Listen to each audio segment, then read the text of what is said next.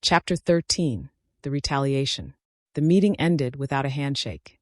Vera gathered her papers, gave a polite nod to each of them, and left without promising a timeline for next steps. The door clicked shut, and for a moment the only sound was the faint hum of the overhead lights. Riley stayed seated, one hand resting flat on the table, the other drumming a slow rhythm against the arm of his chair. He didn't look at Ava. He didn't need to. His silence felt heavier than words. When he finally stood, he adjusted his tie, gave a small, controlled smile, and walked out without so much as a glance in her direction. No muttered threat. No sarcastic parting shot. Just absence, the kind that tells you something is coming. You just don't know when. By the time Ava returned to her desk, the morning's easy chatter had thinned to short greetings and sidelong glances. People who normally stopped to talk passed by with a quick smile and a busy day excuse. She felt it in the air, a subtle cooling, like a window had been left open in the middle of winter. The first signs came as minor inconveniences. A client file she'd been waiting on took an extra day to reach her inbox.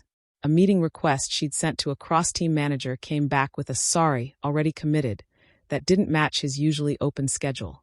Her request for updated project data was forwarded 3 times before landing with the wrong department entirely. Small things. Each one easy to brush off as a mix-up. But Ava knew better. Riley was too careful to be obvious. He'd been in corporate long enough to know that retaliation works best when it's invisible to everyone but the target. You bury it in delays, in lost messages, in half-finished handovers that leave the other person scrambling to fix them. You make them look disorganized without ever touching their work. 2 days after the meeting, she noticed a new pattern. Anytime she looped Riley in on a project update, his responses were polite but deliberately vague. "Thanks noted," or "we'll revisit this." Phrases that meant nothing and left no commitment on record.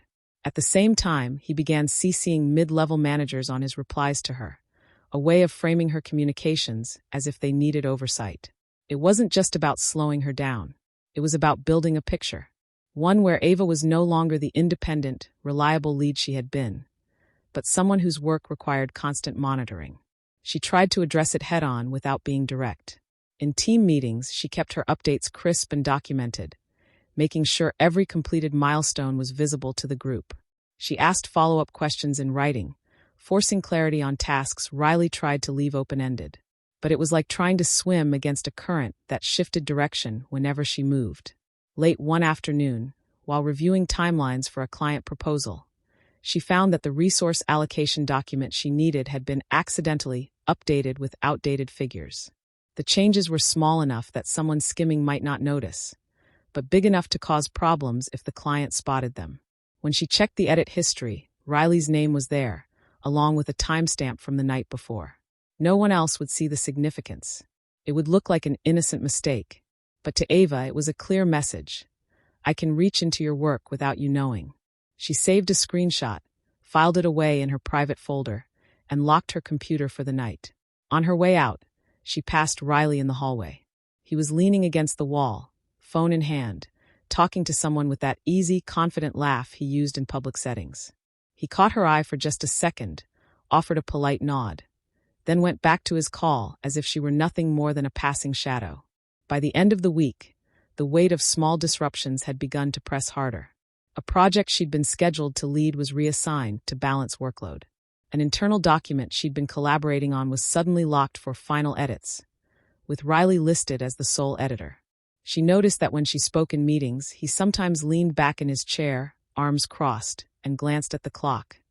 Not enough to draw attention, but enough for her to notice and feel the shift in perception. It was death by 1,000 cuts, and Riley was holding the blade just far enough from view. On Monday morning, her inbox held a message marked "internal use only." It wasn't from Riley. It was from HR. The subject line read, "Follow-up regarding workplace environment survey." She hadn't filled out any survey. She clicked it open. The body was short. "We've received some feedback regarding your management style and communication. We'd like to schedule a time to discuss and review next steps." No details. No sender name beyond the generic HR team. Ava sat back in her chair, her pulse climbing. Riley had found a new front. Ava stared at the email for a long time, reading the lines over and over, hoping the words might rearrange themselves into something harmless. But they didn't. It was the same vague corporate script. Feedback, concerns, review next steps. Nothing solid enough to challenge, but heavy enough to suggest trouble. She checked the timestamp. 6:14 a.m. Someone had set this in motion before most of the office was awake. Her first instinct was to hit reply and demand specifics. Instead, she closed the window and opened her personal notes folder. If Riley was starting to formalize the whispers, she needed to be ready. Every vague phrase in that email was a placeholder waiting to be filled with something he'd planted. She spent the rest of the morning pulling together her paper trail. Clear project milestones, meeting notes, the screenshot of the altered resource document. She wasn't going to accuse him outright. Not yet, but she wasn't walking into HR blind. When the meeting invite came through an hour later, it was for 3 p.m. in a small glass-walled conference room on the opposite side of the building. The sender's name was Mara L., HR business partner. Ava had never dealt with her directly. The walk-over felt longer than it should have. The room was already set up when she arrived. Mara sitting at the far end of the table, laptop open, a polite but guarded smile on her face. She gestured for Ava to sit. "Thanks for making time today," Mara began, her tone even and rehearsed. "I wanted to follow up on some feedback we've received in the recent workplace environment survey, as well as a few additional comments that came through other channels." Ava kept her expression neutral. "I don't recall filling out a survey. This was open to all staff. Not everyone chose to participate," Mara said. She glanced at her screen. "The feedback isn't tied to names, it's anonymous. But it's our responsibility to address patterns when we see them." Ava leaned forward slightly. "What patterns?" There was a pause, the kind people take when they're deciding how much to say. "Comments about communication tone, responsiveness, and team inclusiveness," Mara said finally.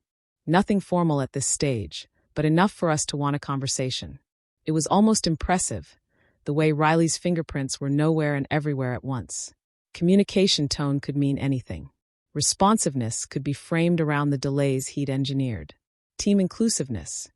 That was a neat one, hinting at interpersonal issues without defining them. Ava kept her voice steady. "If there are specific incidents, I'd like to review them so I can address them directly." Mara shook her head lightly.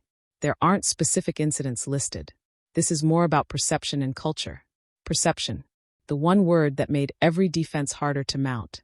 They talked in circles for another 15 minutes, with Mara repeating phrases like awareness, impressions, and opportunities to improve.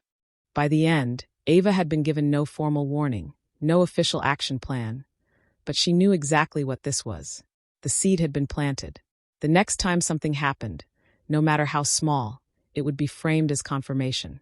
As she walked back to her desk, she caught sight of Riley through the glass of a side meeting room. He was leaning over a colleague's chair, pointing at something on their screen, his expression light and engaged. He looked up as she passed, and for the briefest moment, their eyes met. There was nothing in his face, no smirk, no raised brow, but she could feel the weight of the unspoken. By late afternoon, she had her countermove forming. She wouldn't confront him directly. That would give him the reaction he wanted. Instead, she'd begin her own quiet campaign, documenting, gathering allies, and controlling the version of herself others saw. If he wanted to work in shadows, she could match him step for step. Before shutting down her computer for the day, Ava drafted a simple, upbeat email to her immediate team. "Hi all, as we head into next week, I want to thank everyone for their hard work on the Reynolds project. I've updated the project tracker with the latest timelines and deliverables, so we're all aligned. Let me know if you need any adjustments before Thursday's review." Short, professional, visible. The kind of message that lived in inboxes long after hallway whispers faded. At 6:27 p.m., just as she was packing her bag, a new email landed in her inbox. This one wasn't from HR. The subject line, "Change in project leadership, effective immediately." Ava sat back down, the strap of her bag still looped over her shoulder. The email was short, 5 sentences, written in the flat, careful tone of someone who'd edited it twice before hitting send. The Reynolds project would now be co-led by Riley, effective immediately, with the stated goal of streamlining communication and enhancing cross-functional alignment. No mention of her performance. No hint of dissatisfaction. But the subtext was clear. Leadership was being split, and Riley was being positioned as the visible point of contact. She read it twice, then looked at the timestamp. Sent at 6:25 p.m., 2 minutes before she'd planned to leave. Perfect timing to make sure she sat with it overnight, with no one to answer questions until morning. Her first instinct was to reply to the sender, a senior director she barely interacted with, and request clarification. She didn't. This wasn't a move you counter in writing. Not yet. Instead, she went into the shared project drive and checked the access logs. Sure enough, Riley had been in the leadership folder multiple times over the last week, most recently that morning. She thought back to the altered resource file, the delays, the HR meeting. This was the culmination. Not a blowout, but a reframe. From this moment forward, every success on the project would have his name attached. When she walked into the office the next day, the shift was already visible. People weren't avoiding her. Not exactly. But conversations that used to pause when she entered now kept going without her. Riley was stationed in the open area near the conference rooms, visible, accessible, smiling. He greeted people by name as they passed, his tone warm but assertive. In the 10 a.m. project check-in, he led the conversation, even though she'd set the agenda. I think we should consider accelerating the client feedback loop, he said, leaning forward in his chair. I've already spoken to 2 of our key contacts, and they're open to more frequent updates. It wasn't an unreasonable suggestion, but it subtly framed him as the one pushing for progress. Ava noticed the way eyes turned toward him when he spoke, then to her, as if expecting her to challenge it. She didn't. Instead, she nodded. That could work. Let's build that into the timeline. The meeting ended without tension, but she could feel the recalibration happening in the room. The slow erosion of her authority disguised as collaboration. By lunch, she decided on her next step. If Riley was controlling perception through visibility, she'd counter through credibility. She sent a quiet message to 2 team members she trusted, people who had been on her side long before this project. Quick question. Are you both free for coffee later this week? Need your perspective on a few things. One replied within minutes. The other sent back a thumbs-up emoji. At 3:15 p.m., she got an unexpected ping on her messaging app. It was from Darren, a mid-level analyst who wasn't on her immediate team, but had been in a few cross-department meetings. Hey, can we talk? I think you should know something. She paused before replying. About the project? About Riley, came the response. Darren chose the small coffee shop across from the loading dock. The windows faced a brick wall. The music played low. 2 tables sat empty near the back. He waited with both hands around a paper cup. When he saw Ava, he stood too fast and almost knocked the chair. They sat. He looked at the door, then at the floor. He spoke in a low voice. I did not know how to say this on chat. I do not want trouble. You will not get trouble from me, Ava said. Say what you heard. Give me times and names. He nodded, still tense. Tuesday, 4:45. Small huddle room by the print station. Riley met with David and one of the sales leads. Her name is Nora. The blinds were half open. I was at the printer outside the room. I heard pieces through the gap. Ava waited. He told them you had been hard to include on Reynolds. He said you held dates too tight. He said the client wanted flexibility and you blocked that. He said he took on extra work to keep things moving. Then he used a phrase that stuck in my head. She needs a counterweight. He pushed the split lead idea. He said it would calm the floor. Darren stared at his hands. I know how this sounds. I did not plan to listen in. I tried to ignore it. Then the leadership email went out. What else? Ava said. Exact words help. He told them you send too many updates to compliance. He called them alarms. He said he would route sensitive items before they reached the wrong audience. He said he wanted to protect the client from noise. Ava kept still. Did David agree? He nodded a few times. He asked if the client asked for faster loops. Riley said yes. He did not show anything. No email. No note. He said he had spoken with contacts. Nora liked that idea. She said sales liked faster loops. Darren looked up. There is more. He said you tend to freeze the room when you ask for written confirms. He said it hurts momentum. Ava wrote the phrases on a small card. Counterweight. Alarms. Freeze the room. She underlined each one. What made you reach out to me? She said. I was in a desk pod with 2 new hires yesterday, he said.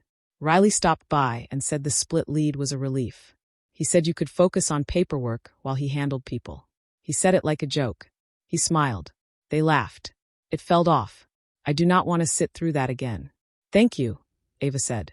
Do you remember exact times for both moments?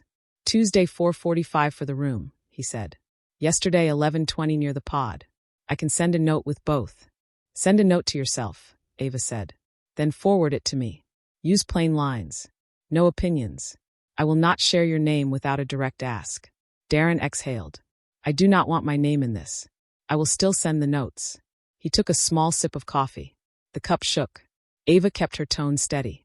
Did you hear my name tied to a specific miss or risk? No, he said. He spoke in general terms. Tone. Style. Momentum. He did not name an error. She nodded. That helps. He sat back. I am not brave. I do not want to fight. You gave me facts, Ava said. That matters more. They left the shop 3 minutes apart. Ava walked the long way back. She needed the extra blocks to set the steps in her head. At her desk, she opened a new note. Title read back. Retaliation Phase 2. She listed what Darren had given her. Tuesday 4:45. Riley with David and Nora. Phrases used. Counterweight, alarms, protect the client from noise, freeze the room. Goal stated. Split lead, frame as relief. Wednesday 11:20. Pod comment. Paperwork joke. People handler line. She saved the note to the archive. She then wrote a second file labeled actions. 3 bullet lines. 1. Secure third-party confirms for client loop claims. 2. Surface a small win with clear human impact. 3. Launch pilot report on change control kit with metrics by Friday. She started with the first.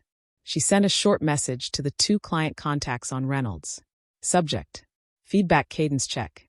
Body. Thank you for last week's input. Would a weekly update with a short summary and clear next actions be useful? If you prefer a different cadence, reply with your choice. Daily, twice weekly, weekly. We will set the plan today. She CC'd Lena. She did not include Riley. It was a check, not a debate. Both contacts replied within an hour. Weekly with clear next steps. No request for more. Ava filed the replies and sent a short line to Lena. Client preference confirmed. Weekly with action list. No push for daily. We'll update the plan. Next, she solved a problem fast and visible. A vendor had an issue with a data feed on Johnson. She booked a 10-minute huddle. She joined 2 minutes early. She shared a screen and traced the path of the failure. She told the vendor what to change and where to send the test. The fix landed in 5 minutes. She thanked them, closed the bridge, and sent a 2-line update to the team. Issue fixed. No change to timeline. She CC'd the cross-team list. Small win, public tight. Then she opened the pilot report for the kit. She kept it simple. 4 numbers on 1 page. Errors reduced on the 2 accounts in week 1. Response time from vendor to team on the recorded bridge. Number of change requests filed with the form. Number of minutes saved on meeting recap work. She did not add a chart. She used a table. She sent the page to Lena. She added 1 line. More next Friday. By late afternoon, the office felt brighter. Work moved. The calendar held. The vendor replied on time. Riley kept to his desk. He spoke in low tones to 2 people in sales. He did not smile much. At 4, Darren's email arrived. It contained 2 short paragraphs. Tuesday 4:45 p.m. Huddle by Print Station. Present. Riley, David, Nora. Heard through open blind. Quotes. She needs a counterweight. We route sensitive items before they hit the wrong audience. Her updates read as alarms. She locks the room when she asks for written confirms. Outcome sought. Split lead. Wednesday 11:20 a.m. Pod near West Windows. Riley to 2 new hires. Split lead is a relief. Ava can focus on paperwork while I handle people. Tone joking. Ava saved the email in a folder named Witness Notes. She replied with 1 line. Received. Thank you. She sat back and thought through the next move. HR had opened a nebulous thread. Leadership had set a split on 1 project. Riley had seeded jokes and half claims. She needed 1 clean step that moved the frame back to work and away from rumor. She chose a readout. Monday morning. 10 minutes. No flourish. She wrote the steps. Open with 3 outcomes delivered last week. No adjectives. State the numbers. Show the email replies from the client on cadence. Show the pilot table. Close with 1 ask. Adopt the change control kit on both accounts through the end of the quarter. She sent a calendar invite to the project group, the 2 directors, and the sales lead. Title read, Monday 10-minute outcomes. She placed the agenda in the body. She attached the pilot page. She did not add names to the subject. She did not add any notes about the split. She kept it clean. 15 minutes later, the sales lead Nora replied, Thanks. Clear. She added a thumbs-up icon in the line. Not words. Enough. Riley replied next. He wrote 2 words. Looks good. Ava flagged the replies and closed her laptop. She started to pack when her screen lit again. A new email from compliance. Subject. Follow-up questions on recording policy. Meeting tomorrow 3 p.m. Required. She opened it. The body asked for policy citations and scope of her use. It asked for the names of any people on the clips. It asked for confirmation that the files stayed inside the company network. It asked for the dates she enabled the bridge on vendor calls. The last line held her eye. Please do not edit any folders or messages related to Dixon and Johnson before this meeting. She stared at the sentence. It sat there like a weight on the desk. It did not name a person. It did not accuse. It pointed in a direction. She forwarded the email to Lena with 1 line. Received. I will bring the policy pages and a folder list. Lena replied, I will attend. Ava added another row to her actions note. Pull policy citations. List bridge settings. Print folder trees with timestamps. Bring the packet that shows the call links. She picked up her bag. She paused at the door and looked back at her desk. The notebook lay open with 3 lines visible. Record holds. People shift. Paper keeps the room steady. She turned off the light. On the train, she drafted a simple message to the 2 allies she had asked for coffee. Confirmation for Wednesday. She kept the text plain. Thanks for making time. I will bring a short readout. I want your view on a plan. When she reached her stop, another message arrived. Unknown number. Short text. He is trying one more angle. Watch your shared folders tonight. She stopped on the sidewalk and read it again. No name. No context. The sky had turned a flat blue. The message sat on the screen like a steady tone. She put the phone in her pocket and walked home with a faster pace. At her kitchen table, she opened the laptop and checked the folder permissions on Reynolds and Dixon. No new names added. She checked the version history on 3 key files. No edits in the last hour. She set an alert for changes on the handover deck and the pilot page. She closed the lid. She wrote a single sentence on a card and tucked it into the front of her bag. Do not chase. Show the record. Ask the room to align. Chapter 14. The line in the log. Ava arrived 10 minutes early. She carried 1 slim folder and a small stack of prints. The hallway outside Conference 2 was quiet. The door stood open. The room light glowed white. The red record light on the table puck was off. Vera sat at the far end again. Same gray blazer. Same notebook. She looked up once, then back to her laptop. Good morning, Vera said. Morning, Ava said. Lena walked in a minute later. She set her tablet down and took the same seat as before. No small talk. It steadied the air. Riley arrived on the hour. He carried a legal pad and nothing else. He nodded at the group and took a chair on the left. His face was still. Vera pressed the button on the puck. The small red light came on. Recording for internal notes, she said. Agenda today. 1. Review of change control artifacts. 2. Script activity on the training deck and form inbox. 3. Policy scope for hallway audio and recorded bridges. 4. Access controls going forward. She looked at Ava. Start with your artifacts. Ava slid 3 prints across the table. Folder trees for Dixon and Johnson as of last night, she said. Timestamps on the right. Version export report for the last 7 days. Links to the 2 bridge recordings in the lower left. All items are in the team drive. No private storage. Vera scanned the trees. She drew a small square around the training deck path. Version report first, she said.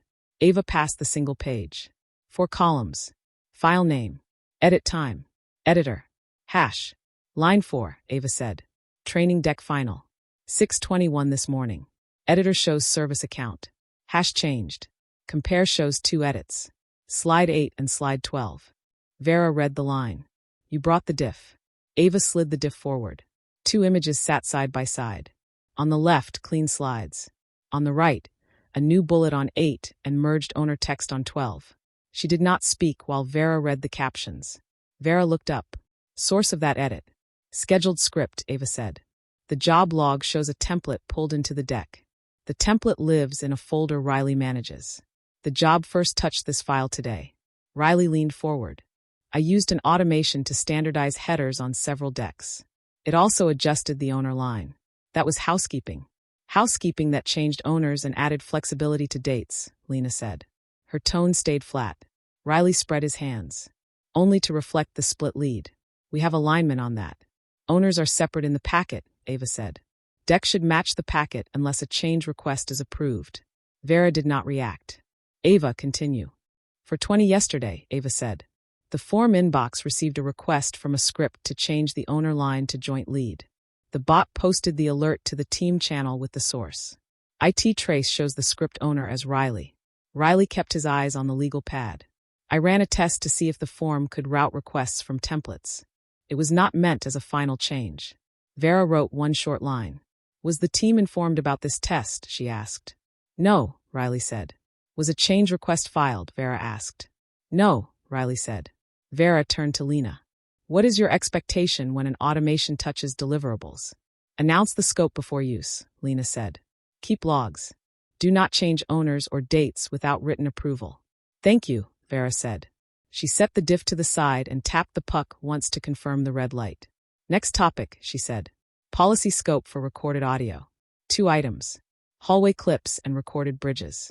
Ms. Thomas, please state your basis. Ava slid a 2-page policy printout forward. Company letterhead. Section numbers in bold. Hallways are common spaces, she said. Policy 9.3 allows recording for note accuracy during work interactions in common areas. Policy 9.4 requires that recordings be used only for work trace and not shared outside the company. Both clips stayed in the company drive and were used to support written corrections.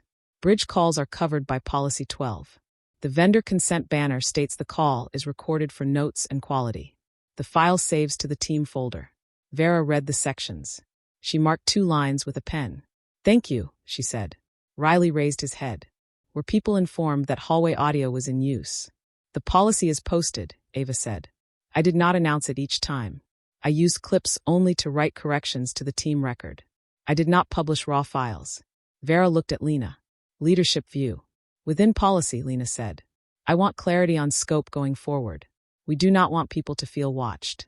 We do want records when decisions are made outside rooms. Understood, Vera said. She returned to the laptop and opened a new window. Now we will look at the inbox alerts, she said. I have the bot transcript from yesterday. 2 small requests processed. 2 and 4-minute rounds. 1 script submission flagged. Ms. Thomas, why did you expose the alert feed to the full channel? So the floor could see response times, Ava said. It shows we are open and fast. It also prevents side claims that we are slow or rigid. Vera nodded once. Do you plan to keep the public alerts? Yes, Ava said. Unless you advise against it. Lena spoke. Keep them. It helps other teams. Vera placed her pen flat on the notebook. Next, bridge recordings. We listened to one part of a call last session. We will not repeat that today. I will instead ask a direct question. She looked at Riley. Do you disagree with any date or owner on page 1 of the packet as it stands right now? Riley took a slow breath. No. Do you plan to run any scripts that affect client-facing files before a change is approved? Vera asked. No, Riley said. Do you plan to submit any change requests through forms by script? She asked. No, he said. Vera wrote a short line, then closed her notebook. Final topic, she said. Access controls. We will set interim rules until this review closes. I propose that ownership of the training deck and related files rests with Ms. Thomas. Automation scripts that touch these files are disabled. Any change to owners or dates must be requested by email to the shared inbox and approved by the director. Any hallway claims that contradict the packet are out of process. Use email. Agree or disagree? Agree, Lena said. Ava said, agree. Riley looked at the red light on the puck. Agree. Good, Vera said. We will send a written summary today. She did not end the meeting. She turned a page back in her notebook. One more point, she said. We have 2 hallway clips. We heard one. The second will be cataloged and compared to written activity on that day. If there is a pattern of verbal statements that do not match written records, we may escalate to a formal process review. Riley spoke for the first time with heat. This is getting punitive. I am trying to move work forward. Vera's voice stayed level. Moving work forward does not conflict with writing things down. We are not looking at tone. We are looking at alignment. Riley leaned back. I get it. Good, Vera said. She pressed the puck. The red light went dark. Formal section complete. I will ask for 5 more minutes off record with the director and Ms. Thomas. Riley's jaw worked. Do you want me to wait outside? Yes, Vera said. We will call you back if needed. He stood. He looked at Lena. She did not look up. He left the room without a word. The door clicked. The silence felt different without the recorder. Vera turned to Ava. You kept clean lines in a noisy space, she said. I have one concern. Hallway audio will spook people if it spreads by rumor. We need a path that does not make you the center of that story. I can stop using the hallway mic, Ava said. The inbox and bridge cover most of the gaps now. Good, Vera said.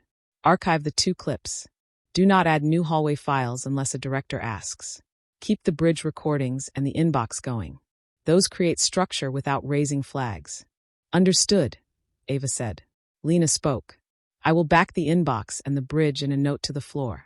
I will make it about speed and client safety. Your name will not be in the first line. Ava nodded. Thank you. Vera closed her laptop. Next step.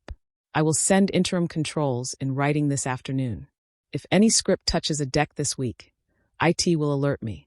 If any private note to leadership contradicts the packet, forward it to me with subject line process variants. Do not argue inside the thread. Send me the facts. Understood, Ava said.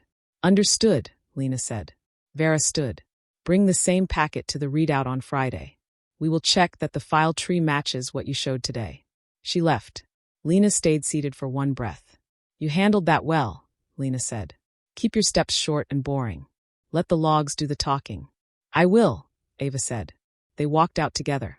The hallway smelled like toner again. 2 analysts stood by the copier and fell quiet as the door opened. Then they kept talking. The quiet broke. That felt right.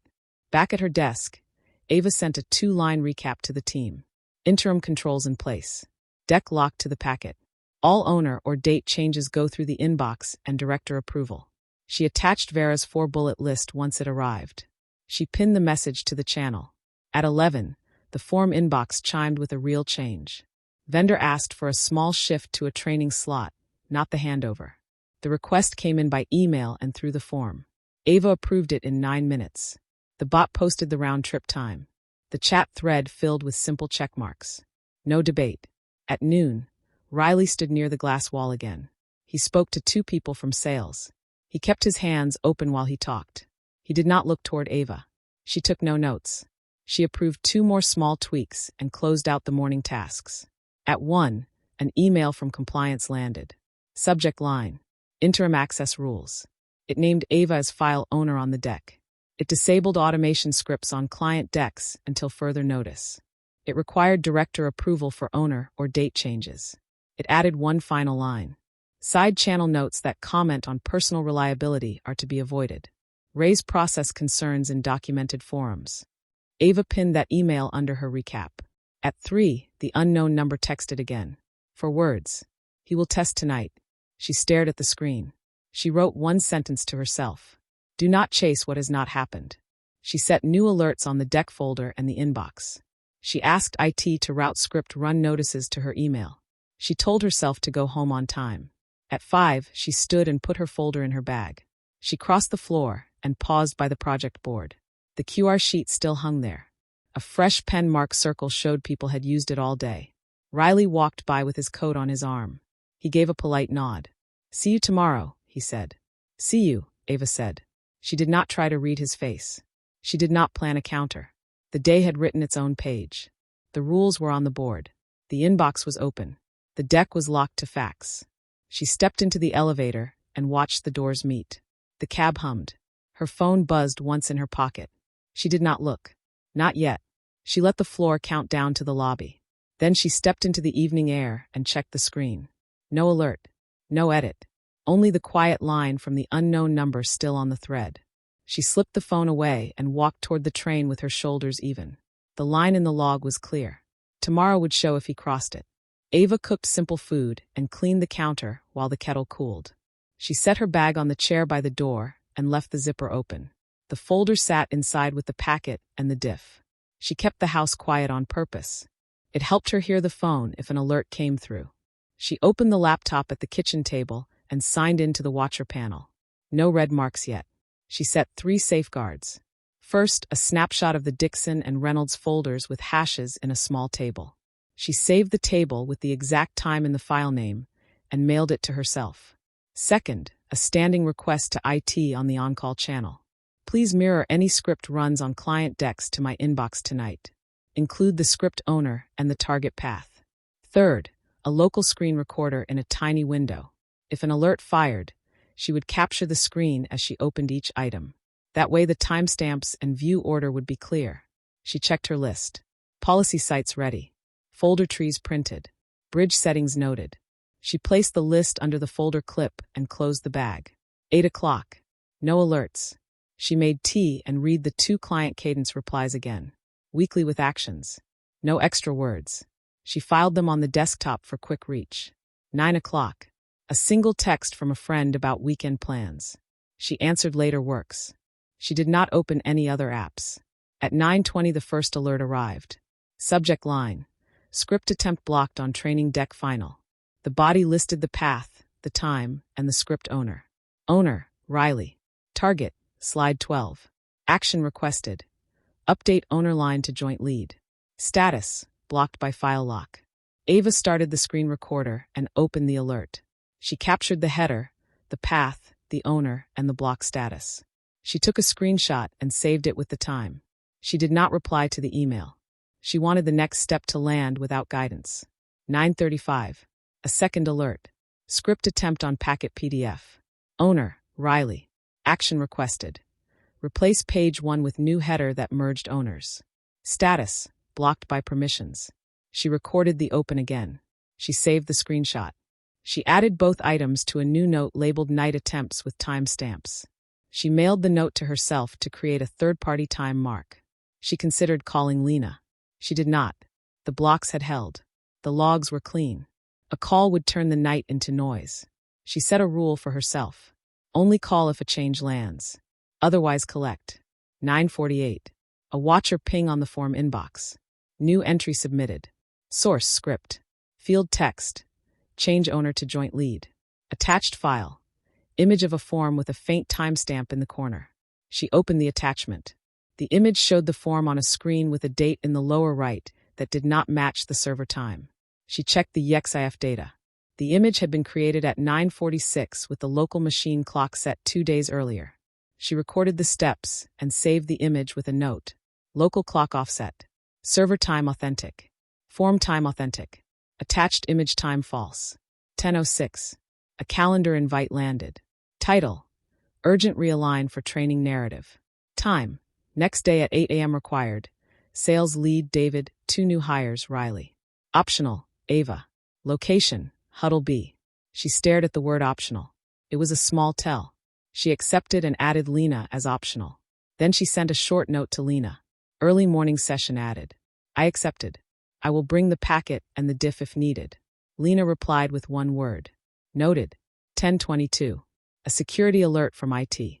Attempted external share blocked on file training deck final. Target email flagged as personal. Source account, Riley. Status, blocked by policy. The alert included a reference number and a link for the detail view. She opened the link and recorded the screen. The interface showed a failed send to an address that matched a free mail domain. She did not know why he had tried that. Maybe a test. Maybe a copy out. It did not matter. The system had stopped it. She took a breath and stood to stretch. She filled the kettle and set it back on the stand. She sent the 4 alerts with screenshots to Vera and Lena in 1 email with a short body. For items tonight. All blocked. Script change to deck. Script change to packet. Script form entry. External share attempt. Details and images attached. I will bring the full set to the room at 8. Vera replied first. Received. Preserve all files. Do not alter names. Bring the machine if possible. Lena replied next. I will be at the 8 a.m.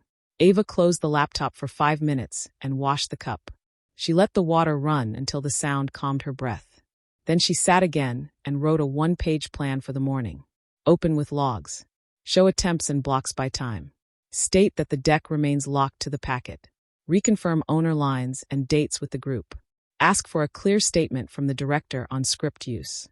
Propose that all scripts on client decks remain disabled for the quarter. Close with the inbox numbers to show speed. She printed the plan and slid it into the folder.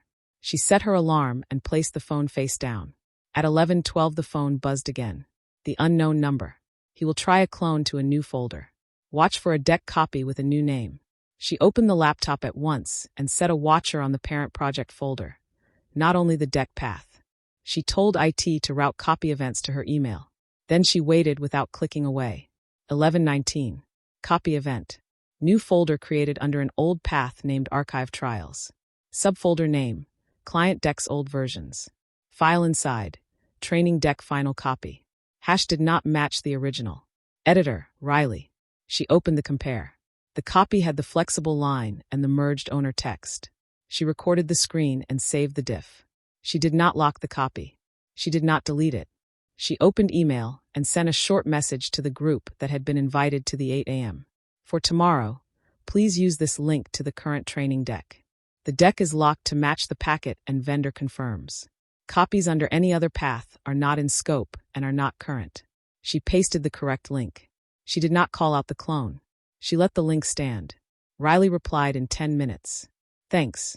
My copy was for personal review only. We will use your link. No apology. No admission. She added his line to the night note with the time. Midnight passed. No new alerts. She turned off the screen recorder and set the laptop to sleep. She placed the folder in her bag and zipped it shut. She walked to the door and checked the lock. She stood there for a count of 4 and then went to bed. She woke before the alarm at 5:50. She dressed and ate toast. She opened the laptop. No new events. She sent the night digest to herself again in case she needed a quick forward on the floor. She reached the office at 7:30. The east windows threw a flat light across the floor. The watcher panel still showed the same last item at 11:19. She printed one more copy of the diff with a large time stamp at the top. At 7:55, she walked to Huddle B and set the folder on the table. The chairs were empty. The glass wall faced the aisle. She left the folder closed and stood by the whiteboard. At 8 o'clock sharp the sales lead, David, the 2 new hires, and Riley arrived. Nora smiled and took a seat near the screen. David nodded once. The new hires sat together. Riley set his pad down and looked at the screen port as if he might connect a laptop. Ava spoke first. I brought the current deck link and the packet. Before we discuss narrative, we need to confirm the file in use. The current deck sits at this path. She handed the printed link to Nora and to David. It matches page 1 of the packet and the vendor confirms. A clone exists in an archive folder. It is not current. Riley smiled. The clone was only for me. No one else opened it. Nora raised a hand. Let's keep the current link on the invite. We do not want confusion. Ava nodded. Agreed. Riley cleared his throat. I want to keep this fast. The client likes quick turns. We need room in the deck to show we can move when they ask. Ava kept her tone level. We have a 1-hour window for any change. We do not need a line in the deck to prove that. We need the email in the inbox when it happens. The deck will change after we approve the request. That is faster and cleaner than a flexible line. David looked at Nora. Works for me, he said. Nora said, keep it clear. No fuzzy lines. Ava opened the folder and placed the page with the form alerts on the table. 2 requests yesterday. 2 and 4-minute rounds. The bot posted times in the channel. This shows speed without blurring roles. Riley stared at the page for a long beat. He turned it upside down and pushed it back. Fine, he said. Use your system. I care about the client, not the label. Ava held his eyes for half a second, then looked down at her notes. She marked the time. 8:13. She wrote the phrase, use your system. The 10-minute huddle ran to 11. They set the order of slides and assigned 3 small content edits that had nothing to do with dates. Nora left happy. David looked relieved. The new hires asked who to send draft notes to. Ava said, use the inbox. We will return within the hour. The group filed out.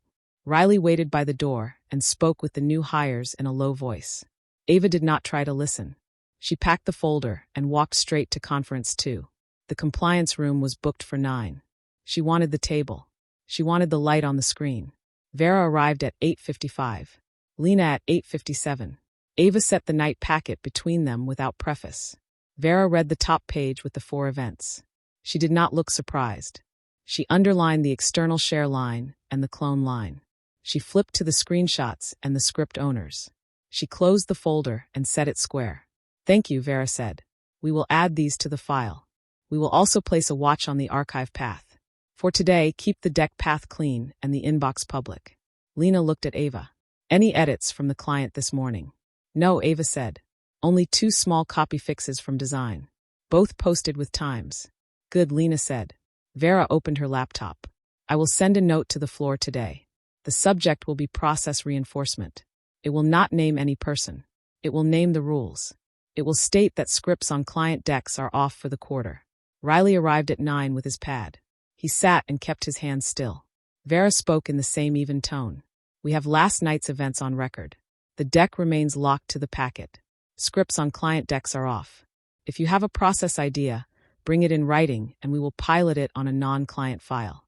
Any questions?" "No," Riley said. "Good," Vera said. Meeting adjourned. They stood. Riley left first without a word.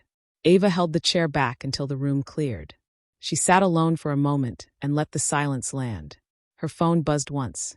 The unknown number again. He will stop pushing files. He will start pushing people. She slid the phone into her pocket. She opened her notebook and wrote 1 line. The file war is over. The next move will be human. The morning after the file alerts, Ava walked into the office with her coffee and a quiet sense of bracing. She had been expecting Riley to make his next move digitally, another subtle change in the document logs. Instead, she found something far more disorienting: people's eyes. It started with the 2 interns who usually lit up when she walked in. Today, their greeting was muted, almost perfunctory. One of them shifted his laptop screen when she passed, as though guarding something from her view.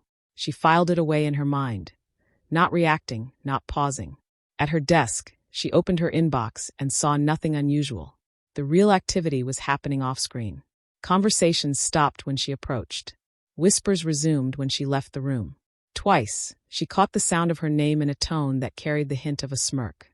By mid-morning, the change was undeniable. In the hallway, a designer she'd worked with on 3 major projects barely made eye contact, muttering something about being too swamped to talk. In the kitchen, a junior analyst slid his coffee mug closer to his chest as she reached past him for the sugar. Little things, easy to dismiss individually. But together, they painted a picture. Riley had stopped playing with the files. Now he was playing with people. Ava kept her head down and her ears open. Every interaction became a data point. At 10:42, she jotted in her private notebook. Avoidance behavior from Clara and Jamie, coordinated? At 11:15, Andre hesitated to confirm we're still aligned on Q4 plan. Possible seed planted. She wasn't looking for paranoia. She was building a case. In the break room, the trap finally took shape. Riley was leaning against the counter, holding a mug he probably didn't even want, talking to 3 employees from different teams. His voice carried, casual but deliberate. "You know how some people forget the chain of command?" He smiled as he said it, glancing briefly toward her without making it obvious. "Like they just make calls on things that affect everyone, without looping anyone in. Makes you wonder what else they're doing behind the scenes." The others chuckled lightly, not committing to agreement, but not challenging him either. Ava opened the fridge, took out a bottle of water, and closed the door without looking at him. The trick was clear. He wasn't naming her. He didn't have to. The implication was enough.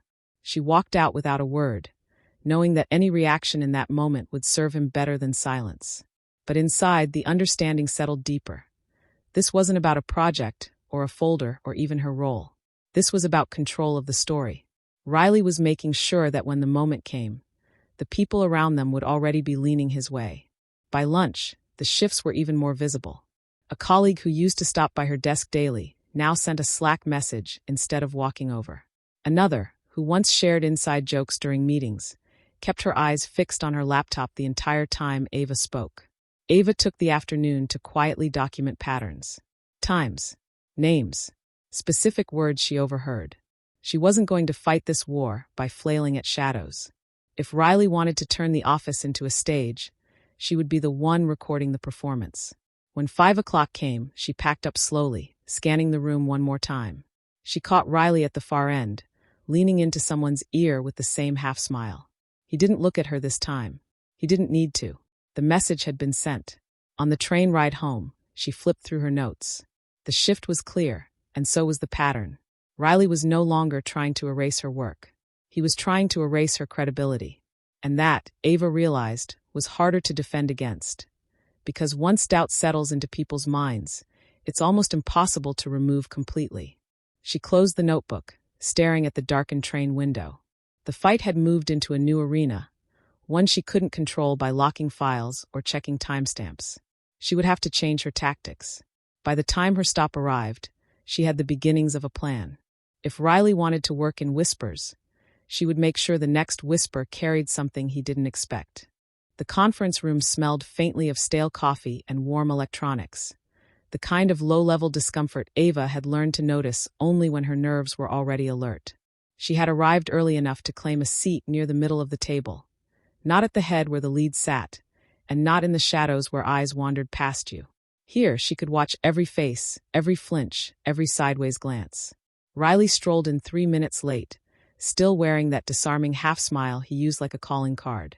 He dropped into the seat opposite her, flipping open his laptop without looking up, then muttered something to the person beside him that earned a quiet chuckle.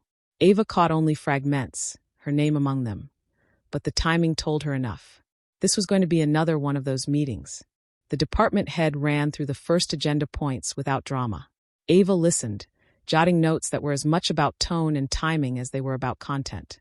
Then Riley's hand twitched upward in that casual, not really raising his hand way, that let him interrupt without being called on. "Quick point," he said.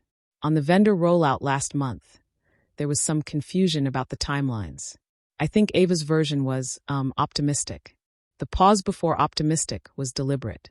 The smile afterward even more so. A few eyes flicked toward her, the kind of glance that measured how you'd take the hit. She felt the old impulse to defend too quickly to fill the silence, and ignored it. Instead, she waited just long enough for the air to thin. "Actually," she said evenly, "the dates I provided came directly from the vendor's confirmed schedule. I have the signed email chain here, if anyone would like to see it." She tapped her folder, not her laptop. Paper carried weight in rooms like this. Across the table, someone adjusted their glasses. Another person stopped typing. The pause stretched. Riley leaned back in his chair as if he were unbothered, but his eyes cut toward her folder. "Well," he said lightly, "I guess there's always a gap between what's promised and what's real, right?" A chuckle floated from the far end of the table. Ava smiled, small, closed-lipped, unshaken. "Which is why," she said, "I also had a backup plan in place. It's in the report I sent last Friday. Page 4, second section.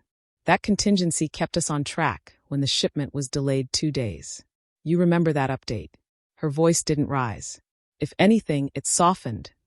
The kind of tone you used when helping someone recall something obvious.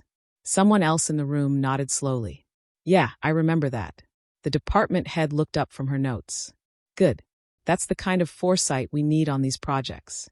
A murmur of agreement moved through the table. Riley's mouth curved into a smile that didn't reach his eyes. The meeting rolled on, but Ava felt the energy shift. People leaned toward her when she spoke now, as if her words carried a little more gravity than they had an hour ago. Riley stayed quiet for most of the next agenda item, fiddling with his pen, but she caught him watching her once or twice, measuring, recalibrating. When the final topic came up, he made one more attempt. "About the budget forecast. I think we might be overestimating the client's Q4 spend. Wouldn't want to lock ourselves in and have to scramble later." It was a safe-sounding comment, innocuous on the surface, but she knew the subtext, planting doubt before her analysis could be discussed. She looked straight at him. "That's a fair point, which is why I confirmed their projected spend with both the finance lead and their procurement officer. Those calls were recorded, and the transcripts in the shared folder." A faint smile touched her lips. "Of course, if there's newer information I haven't seen, I'm sure you'll share it." The wording left him no clean exit. If he pushed, he'd have to produce proof. If he backed down, The implication was clear. She'd already done the work. Riley glanced at his screen, then shrugged as if it wasn't worth the debate. No, sounds like you've got it covered. And that was that. The department head closed her laptop with a decisive click. All right, good work, everyone. Let's reconvene next week. Chairs scraped back. People stood, gathering their things. A couple of coworkers lingered near Ava as they headed for the door, making small talk that carried an edge of approval. One of them gave her a quick, almost conspiratorial smile. She didn't linger. She didn't need to. The point had been made without a single raised voice or sharp word. As she stepped into the hallway, she caught Riley in her peripheral vision, still packing up, his jaw tight despite the polite smile plastered across his face. She didn't look back. Chapter 15. The meeting broke and the hall filled with small noises. Shoes on carpet. A printer waking. Two people laughing at nothing in particular. Ava walked steady toward her desk. She felt eyes on her back. Not hostile. Curious. A few nods. One quiet good points today. She thanked them and kept moving. Riley waited near the copy room. Low traffic. Thin light. He stood with his hands in his pockets and a relaxed face. When she drew level, he smiled. Got a minute, he said. 2, she said. He stepped inside the copy room. She followed but stayed near the door where people could see them in passing. I wanted to check in, he said. Your tone in there ran hot. It risks the room. I thought we agreed to align before group sessions. We agreed to use the record, she said. I did that. He kept the smile. I am trying to help you. If you keep correcting people in public, they will tune you out. That hurts your work. I corrected facts, she said. I did it with sources. That helps the work. He tilted his head. You hear that you are getting defensive, right? No, she said. I hear that when I show proof, you call it tone. That is the move. It has a name. The copier warmed and beeped. A staffer glanced in, saw them, and kept walking. Riley lowered his voice. You think this is a fight? It is not. We need to show that we can flex. Clients like that. We flex with written requests, she said. We move inside an hour when needed. That is faster than a vague line in a deck. He watched her. The smile did not reach his eyes. You win the paper games, he said. Congrats. The rest of the floor sees something else. They see a person who polices every word. They see someone who cannot let things breathe. Then bring them the numbers, she said. 2-minute turnarounds. 4-minute turnarounds. 0 slippage on dates. That is breath. That is trust. He took a slow breath of his own. You know I have support for the split lead. I know you pushed it in a small room and sold it as relief, she said. I know the phrases you used. Counterweight. Alarms. Freeze the room. People heard you. Silence. The copier thumped a stack into its tray. He watched the sheets settle. You think collecting quotes makes you safe, he said. It makes you look like you keep files on people. I keep files on work, she said. When your words touch the work, they enter the file. Riley stepped closer by 1/2 step. Not enough to breach space. Enough to test it. You are building walls, he said. That gets lonely. I am building rails, she said. People can run faster on rails. He tried another angle. HR called you in for style concerns. That should tell you something. It tells me vague feedback is a tool, she said. It tells me someone wanted a note on my file before they pushed a bigger change. I did not fold. He exhaled through his nose. You like to be right. I like to be clear, she said. Clarity saves teams. He studied her for a beat, then sent out a soft laugh. See, there it is. You hear yourself. I do, she said. You should hear yourself too. Footsteps in the hall. A junior analyst paused, saw them, and gave a small wave. Riley straightened and put the smile back on like a jacket. We are on the same side, he said. Say that out loud with me. We are accountable to the same clients, she said. That is the side. He let the smile fall. This will not go how you think. It already is, she said. She stepped out of the copy room first. She did not look back. At her desk, she opened the project channel and posted a short note. Deck edits complete. 2 requests processed today. Next chance for changes is after the vendor session at 2. Use the form. Replies within 1 hour. She pinned the message and closed the window. She sent a second note to Lena. Plain lines. Copy room chat. Time. Place. Summary in 13 words. No adjectives. Lena replied with 1 word. Logged. The day moved. Small tasks. a vendor check, a budget tweak. She kept her eyes open for social drift. It came in little curls of behavior. A new hire sat with Riley at lunch and laughed at lines that were not jokes. A product manager repeated a claim about her being hard to schedule, then apologized when she showed the calendar invite he had missed. A designer asked if she wanted help keeping pace, then sent a thank you 2 minutes after she replied with a clean file and a deadline met. She wrote the words as she heard them. Help keeping pace. Hard to schedule. She wrote the times. She marked only the phrases that were exact. She deleted any line that felt like a guess. In the late afternoon, Darren sent a quiet message. He is asking people to route questions to him first. Says you are swamped. Wants to shield you. Ava wrote back. Thank you.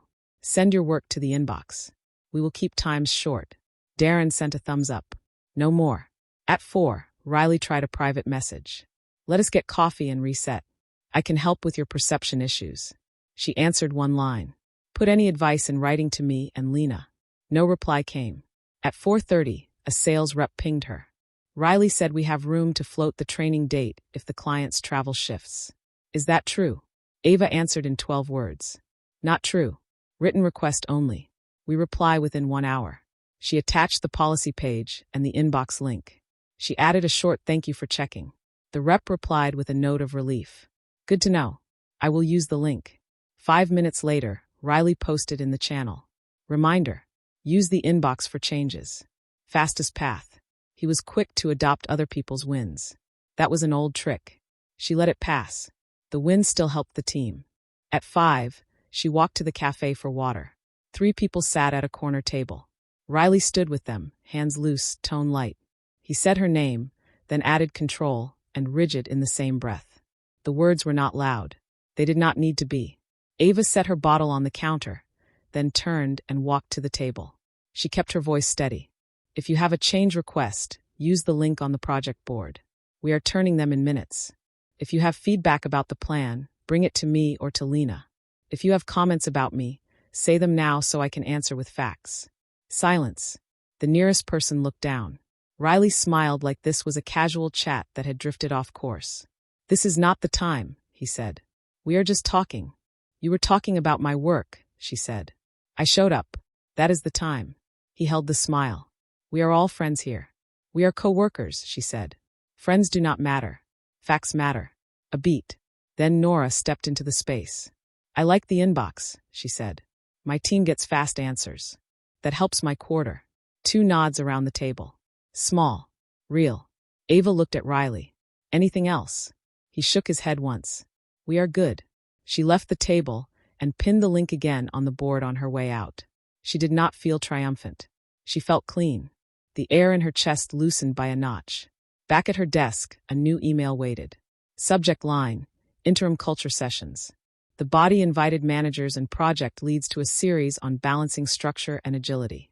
Riley's name sat under the list of facilitators. Her name was not on the teaching list. Her name was in the first row of attendees. She read it twice. She did not sigh. She forwarded it to Lena with 4 words. Will attend. Expect framing. Lena replied.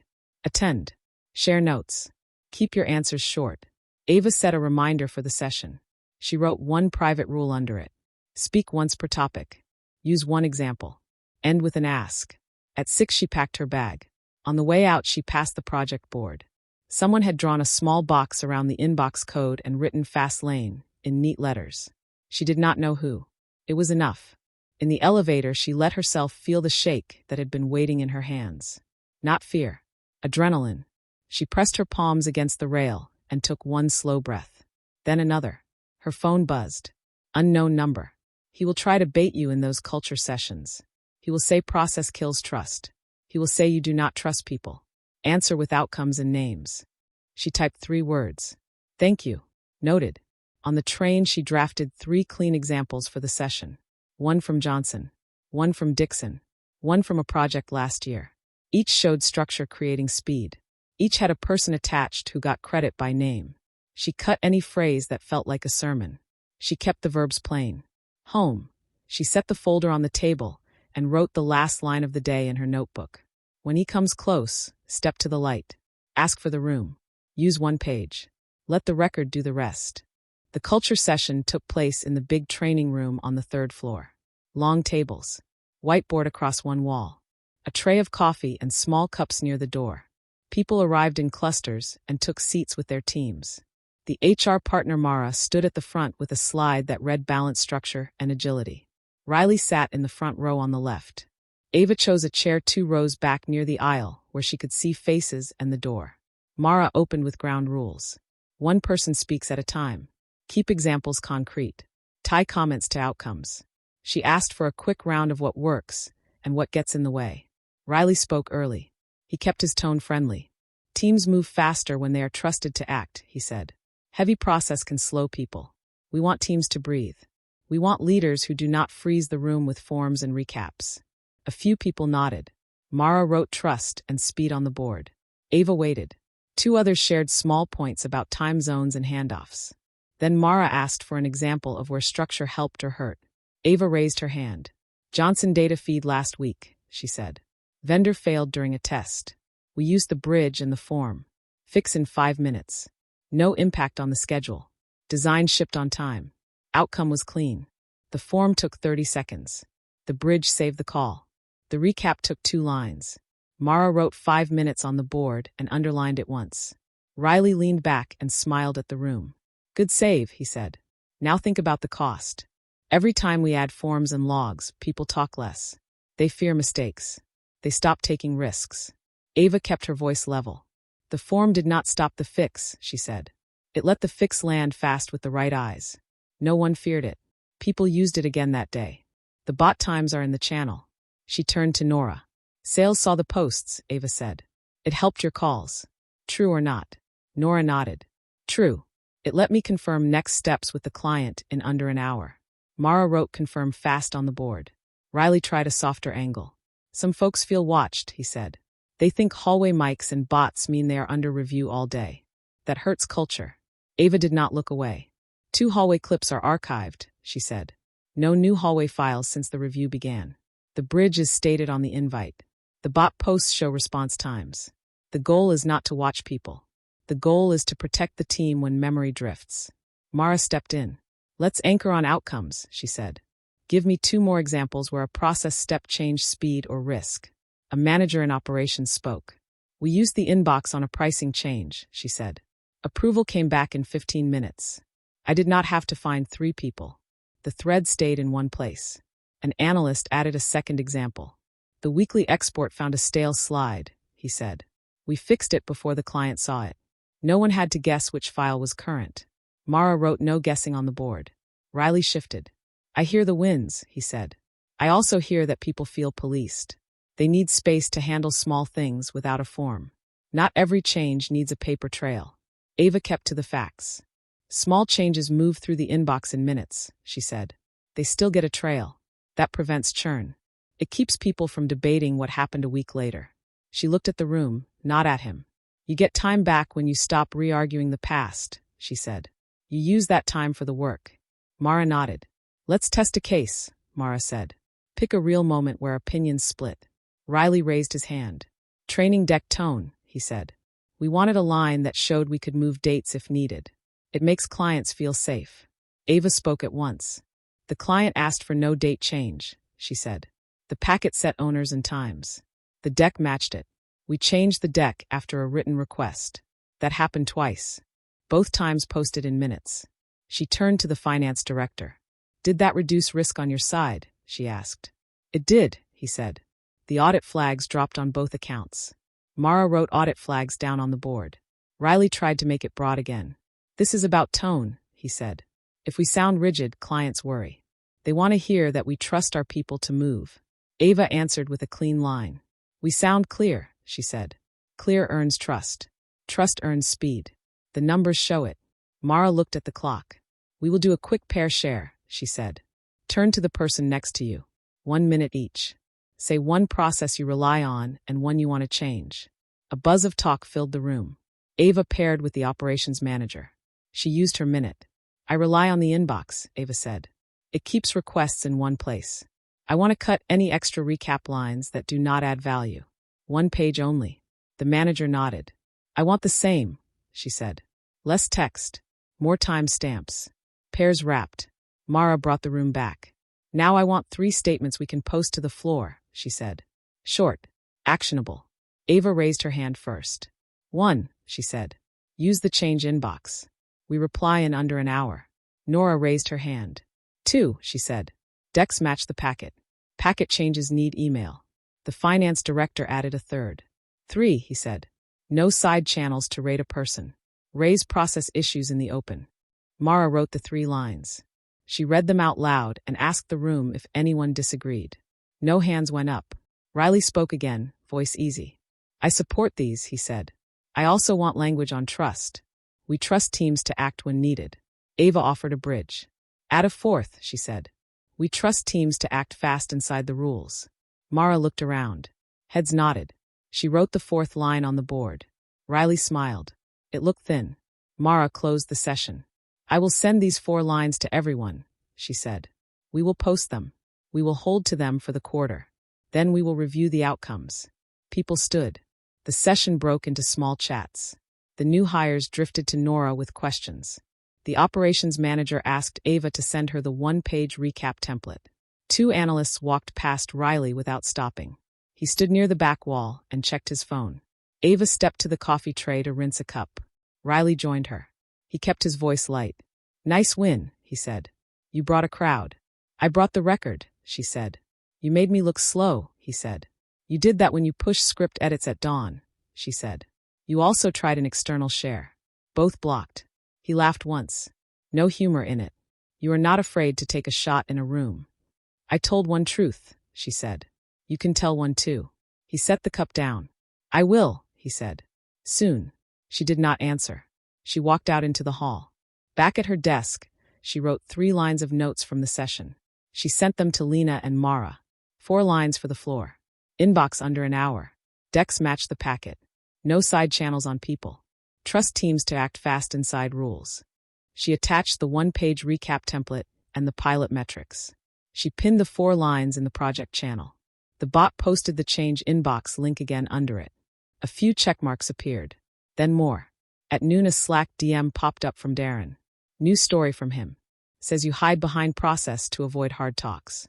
Says face-to-face is better. Ava replied. Face-to-face in rooms with a board and a clock.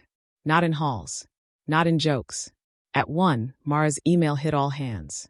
Subject line read 4 team rules for speed and safety. The body listed the 4 lines from the board. It linked to the change inbox and the recap template. It ended with a date for a mid-quarter review. At 1:15, Riley posted in the general channel. Love these. Teams move best when they own the play. Ava did not reply. Nora did. Agree. Clear rules make sales faster. At 2, the vendor bridge opened on time. A small copy tweak came in through the form during the call. Ava approved it in 3 minutes. The bot posted the time. The vendor thanked the team and closed the session early. The chat thread in the project channel gained a few check marks and a short line from the finance director. Audit flags still down. At 3, the unknown number sent a text. He will try to frame a private talk as your refusal to collaborate. Keep a witness. Keep it on calendar. Keep it in rooms. Ava typed a single word. Understood. At 3:30, Riley sent a direct invite for a 5-minute huddle. No agenda. No one else listed. Location showed a small phone room. Time set for 4. Ava declined and replied to him and Lena. Please add an agenda and a second person. Let's hold it in a meeting room. I will attend at 4 if those are set. Lena added Jordan and moved the invite to a regular room. Agenda field read Reynolds' next steps. Ava accepted.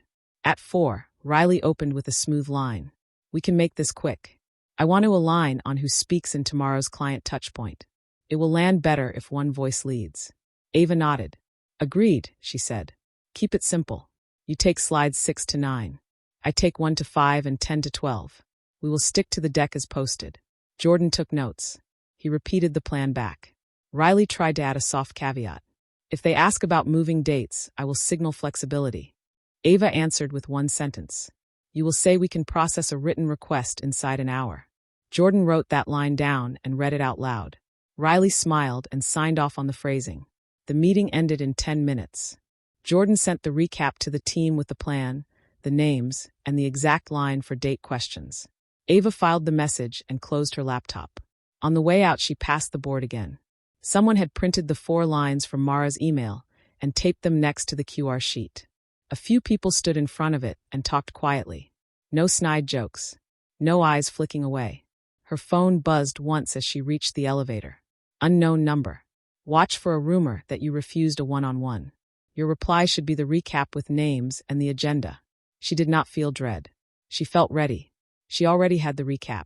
She already had the names. She already had the line that would hold the room in the morning if someone tried to bend it. She wrote a final note for the day. Speak once. Show 1 page. Ask the room to agree out loud. Then move. The rumor showed up in pieces before lunch. First a glance that slid away when Ava looked up. Then a junior from sales who said he would circle back later, and left his question half-asked. By 11, 2 people had sent her the same message in different words. Did you refuse a one-on-one with Riley yesterday? Are you okay? She checked the calendar. She had the invite with the agenda, the added names, and the recap Jordan sent. It had times and the exact line they agreed to use with the client. There was nothing vague to fight. There was only a lie to put next to a page. She wrote a short note to herself. Do not chase. Let it surface in the room. At 11:30, she stepped into the kitchen for water. A designer stood by the sink with a cup. He said, I heard you walked out on him. Ava said, I declined a private huddle and asked for an agenda and a second person. We met at 4 with Jordan. Here is the recap. She held her phone so he could read the first 3 lines. He nodded and said, makes sense. Across the hall, Riley laughed with 2 new hires. He said her name and the word difficult in the same breath. He did not lower his voice enough. The sound carried to the doorway. Ava watched the clock. She had a client touchpoint at 1 and a prep at 12:15. She did not have time for hallway games. She returned to her desk and opened the deck. At 12:10, the prep room filled. Nora took a seat near the wall. Jordan sat with his laptop open. 2 analysts joined and opened the agenda. Riley slid in last and set his pad on the table. He started fast. Quick concern. We may need to adjust who speaks to keep the tone warm. Yesterday's refusal to meet shows we still have alignment issues. Ava let the words hang. Then she opened the recap on the screen. The first line showed the names and the time.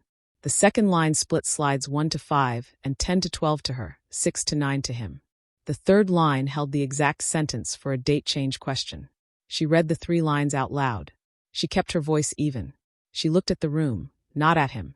Jordan nodded. That is what I sent, he said. We met in a room. The invite had an agenda. We agreed on the talk track. One of the analysts looked at Riley. So there was a meeting, he said. He did not try to hide the surprise. Riley smoothed the pad with his palm. We lost time choosing a format. My point is about tone. We need one voice. Nora spoke before Ava could answer. One voice is fine. So is a recap that the team can see. The client does not care how we picked a line. They care that we say the line we promised. The room shifted. It was small. It mattered. Ava advanced the deck to slide 1. We will start on time, she said. We keep it tight. If they ask about dates, we use the line Jordan logged. Any other questions go in the inbox, and we reply in 1 hour. Riley tried again. Some people read that as rigid. Nora did not turn her head. Sales reads that as clear, she said. Clear helps me close. Jordan watched Riley over the top of his screen. He said nothing. He did not have to. The log was on the wall. The touchpoint at 1 was clean. The vendor asked for a copy edit and sent it through the form while the call ran. Ava approved it in 3 minutes. The bot posted the time. Riley handled slides 6 to 9 with a smooth voice. He did not add any line about flexible dates. The client thanked them and ended early. At 1:35, the rumor tried to step back into the hall. A mid-level from another team cornered Ava near the board and said, I heard you refused a one-on-one. He looked like he wanted her to fight him. She did not. We met with a second person in the room, she said. Here is the recap and the names. If you hear anything else, ask the person to post their source. He nodded slowly. He walked away. He did not post anything. That was fine. By 2, the story had split. In one version, she had stormed out on a private talk. In another, she had refused to collaborate. Both sounded lazy when held up to a page with times. That made the rumor sloppy. Sloppy carried risk for the person who pushed it. At 2:10 an all-hands project sync began. The room was full. The whiteboard was clean. The agenda showed 4 items with time boxes. Ava sat near the front. Riley sat 2 seats down. Lena stood at the head with a marker. She started with the 4 lines from Mara's email and wrote them across the top. Inbox under an hour. Decks match the packet. No side channels on people. Trust teams to act fast inside rules. These hold for this quarter, she said. We will anchor to them in this room. Riley raised his hand first. I want to add a note on collaboration, he said. We will move faster if we handle alignment in person. Too many recaps can chill the room. Lena looked at the board. The rule is clear, she said. Use rooms with an agenda and a clock. Send 1 page after. That does not chill the room. That keeps the work from wandering. Riley kept going. Some people are hiding behind process to avoid hard talks. I will not name names. We all know who is hard to pin down. The sentence landed like a dropped glass. People went still. You could feel the air pull tight. Ava did not raise her voice. She lifted her hand to speak and waited for Lena to nod. I declined a private 5-minute huddle without an agenda, she said. I asked for a second person and a room. We met at 4. Jordan sent the recap. It is pinned. She looked around the table. If anyone needs the link, I will paste it in the channel. If anyone has heard a different story, please post the source. Jordan spoke at once. I have the recap open, he said. I can paste it now. He pasted the link in the sync channel with the names and the time. He did not add a comment. He did not have to. Nora lifted her hand. I heard the rumor, she said. This is the first time I am seeing the recap. It matches what I need as a sales lead. I want this to be the norm. Rooms. Agenda. Recap. Done. 2 small things happened next. A couple of people nodded out loud, which is rare. And a junior who had been quiet all quarter raised a hand and said, I prefer seeing the line we agreed to. It helps me learn how to talk to the client. Lena drew a short box around the 4 rules. We will keep to these, she said. No one needs to guess how to find the source. Riley shifted in his chair. He tried to smile and found a tight version of it. I only want to protect the team, he said. Private talks save time. Ava kept her eyes on Lena. Private talks can be fine when they stay inside scope, she said. They are not fine when they grow into stories about a person. The rule covers that. Silence as the room weighed that. Then Lena capped the marker. Next item, she said. Pilot metrics. Ava stood and handed out the 1 page. She read 3 numbers. Error catches. Response time. Audit flags. She kept it short. She kept proper nouns out of it. She did not say his name. She did not need to. When the sync ended, people filed out in a steady line. 2 stopped by Ava's chair and spoke in low voices. The analyst said, Your page helped in my last client note. I did not have to guess. The operations manager said, Keep the bot times public. It quiets the noise. They did not make a scene. They made a choice in public. That mattered. Riley stayed put for a moment, head bent over his pad. Then he stood and took a step toward Ava like he planned to speak to her. He looked up and saw Jordan watching. He turned and spoke to someone else instead. By 3, the rumor's edges had frayed. A designer posted a screenshot of the recap in a team thread with the line, This is how to play it. A junior who had repeated the story in the morning sent a direct apology to Ava without excuses. Darren messaged, He tried to say you duck hard talks. I sent the link and told him to post sources next time. He used the words told him, not asked him. That was new. At 3:15 Ava walked to the board and taped a fresh print of the 4 rules next to the QR code. She drew a small arrow from the rules to the code. She wrote, Use this to act fast inside these. She signed it with the team name, not her own. At 3:30 Riley made his last try. Desperate and sloppy. He posted a message in the project channel that mixed 2 claims from 2 separate days. He wrote, We lost half a day this week because a recap went out late and blocked the vendor. We cannot keep doing that. Ava looked at the calendar. There was no half-day loss. The only delay that week had been a file lock that saved the deck from a script change at dawn. The vendor had never been blocked. The form log showed times all under 5 minutes. She replied in the channel, not in a direct message. Correction.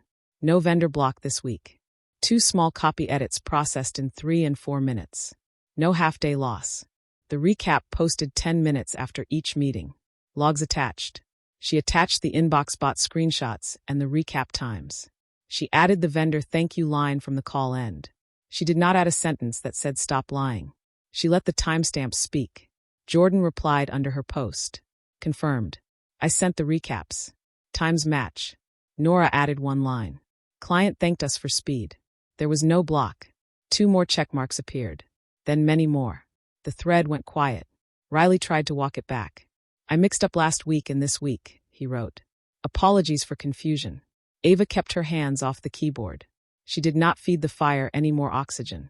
20 seconds later, the finance director replied to the whole channel. Please use exact dates and sources in team channels. We will avoid misreads if we stick to posts like Ava's. That pinned the moment to the wall. At 4, Lena sent a short all-hands note. It listed the 4 rules again. It asked people to route process questions through the inbox. It said that culture sessions would continue with a mid-quarter check on outcomes, not opinions. It ended with one sentence. Side comments about a person's reliability belong nowhere. Raise issues about work in rooms with a board and a clock. Ava read the line twice. She put her phone down. She breathed once in and once out. The rest of the day moved forward without sparks. The team shipped a clean draft. The vendor confirmed the next slot. No new rumors reached her ear. She did not chase ghosts across the floor. She sent a 2-line summary to the client and closed her laptop. On the way out, she passed Riley by the elevator. He stood alone with his coat over one arm and his pad under the other. He looked tired in a way that did not read as work. He glanced at her and tried the smile. It held for a second and slipped. Busy day, he said. Productive, she said. He nodded and looked at the elevator numbers. She let the silence sit. She did not fill it with anything that could be twisted. The doors opened. She stepped in. He did not. He stayed where he was, staring at his screen, thumb on the edge, as if waiting for a message that would not come. Outside, the air was cool. Ava stood on the steps and watched the last light wash the street. She felt the shift in her bones. The fight was not about saving her name anymore. It was about setting a way of working that could survive a person like him. She wrote one more line in her notebook on the train. Keep the rules on the wall. Keep the inbox open. Keep the logs clean. Ask the room to agree out loud. Then move the work.